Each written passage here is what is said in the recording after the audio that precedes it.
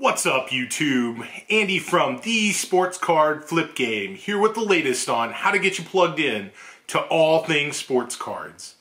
In today's video, we're going to be talking about how to get started in sports cards.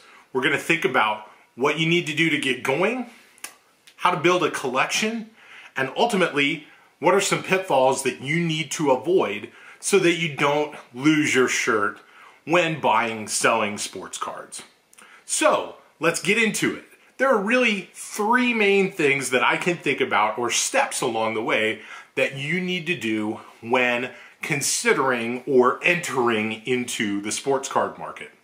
The first one is you need to define your motivation, right? For all of us in sports cards, it brings us back to a time, maybe from our childhood, where we collected in the junk wax era, or something like that, and we want to learn more about sports cards, get back into it. Maybe we've got young kids and we want to introduce them back into the hobby. So it's a great way to really think about what motivates you. For a lot of us, that first step is being a collector, right? So for me, I grew up in the late 80s and the 90s. Michael Jordan is my jam, right? And so looking at hologram cards are something that I've always collected.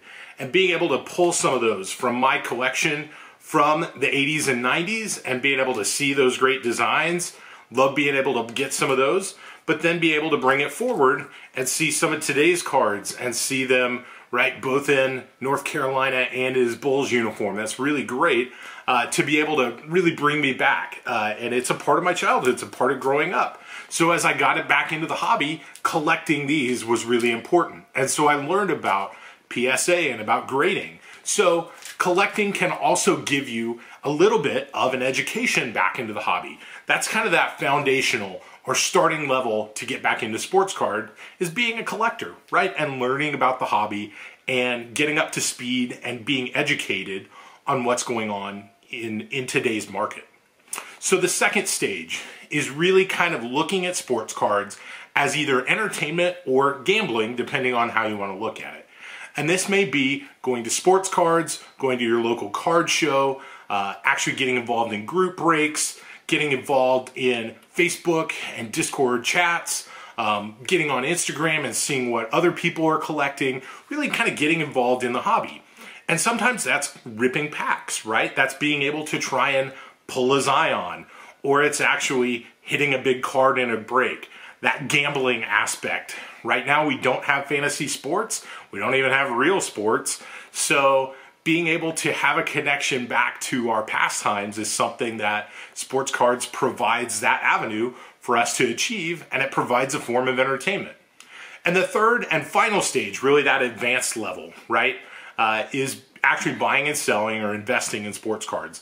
And some people look at it very much like the stock market. They want to take those, really buy low targets and bring them up and sell them high. Other people want to diversify their portfolio. So being able to look at, hockey cards, soccer cards, things like that, Pokemon cards. Those are different ways that people can actually get into investing in sports cards, and also just the buying and selling, the arbitrage of sports cards. So really first starting out and defining what you're getting back into this hobby of sports cards is really important. The second part is you need to define your budget, right? In this time of kind of limited economic means, we need to be very judicious in how we're spending money on sports cards. And so actually looking at what you could do that either provides that defining your motivation piece, maximum value or return on that, or entertainment or investment is really important. And so again, for you, this is going to be a very personal thing. This may be $25 a month, it may be $100 or $250 a month. And as you kind of go, you're going to ascend that ladder to learn more about sports cards, what you like, what you don't like, and ultimately then you're going to feel more comfortable either upping that budget or keeping it as is. We're going to talk in some future videos about some entry-level sports cards that I'm investing in right now that I think provide great bang for your buck, especially if you're an entry level. You're really at that kind of foundational level.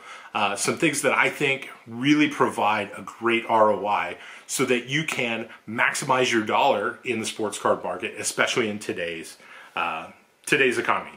And then the final piece is you need to target individual sets or players or even really sports to be able to define that motivation and make the most of your dollar. And so for me, when I got back into sports cards, I really wanted to collect the Texas Rangers. Being in Dallas, being a Texas Rangers season ticket holders, one of the first big cards that I bought was this Rougned Odor rookie card. It's numbered to 35. It's a die cut. I looked at this and thought, man, this was the holy grail card. Really, it's not, but you get the idea that right when I got back into it, I wanted to get as many Rangers as I could. So then I got this Elvis Andrus Upper Deck signed by the letter card, which is really awesome. I love it. So being able to distinguish different players, different sets that you want to be able to go pick up, again, may not provide that investment long term, but are always going to be foundational pieces of your collection. But I want you to be able to know some things that you need to avoid, right? So for some people, especially in baseball, doing too much prospecting right off the bat can really hurt you. So you need to understand the difference between somebody's draft card versus their prospect card versus their true rookie card. Understanding and learning about what that actually entails. The same thing in basketball, understanding or football, understanding what those gold and silver sort of sets are in those sports is really important. And we'll talk about that more in future videos. But the whole idea is you want to be able to target specific individual players that you really love and want a PC so you can build your collection, or individual sets. And we'll talk more again about other sets that I think have a lot of value downstream for you to really target and look for. The main thing I want to leave you with when it comes to sports cards is that collecting and investing do not have to be mutually exclusive. The idea is you can actually collect while investing.